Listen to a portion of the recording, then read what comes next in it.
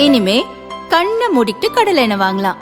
ஏன்னா மந்த்ரா கடலை எண்ணெய் இதயத்தின் தயாரிப்பு. வறுக்க பொரிக்க ஏன் எல்லா சமையலுக்கும் மந்த்ரா தான். மந்த்ரா கடலை எண்ணெய், அபார ருசி, ஆரோக்கியமான உடல் நலம். பாமக தலைவர் அன்புமணி அதிமுக கூட்டணியில் இணைந்துள்ளதால் திமுக அதிமுக போன்ற பிரதான கூட்டணியில் சேர முடியாத நிலை ராமதாசுக்கு ஏற்பட்டது.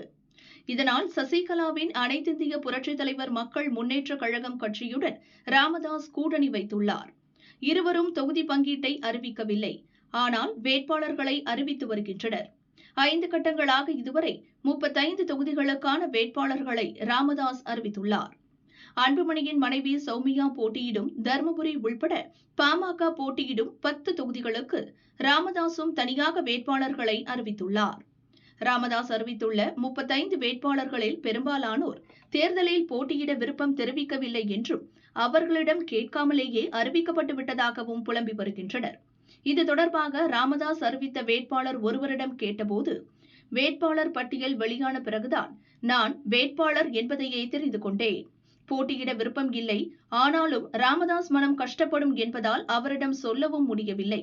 ஆனால் சிலர் போட்டியிட விரும்பவில்லை என அவரிடம் சொல்லியதால் வேட்பாளர்களை மாற்றியுள்ளார் என்றார்.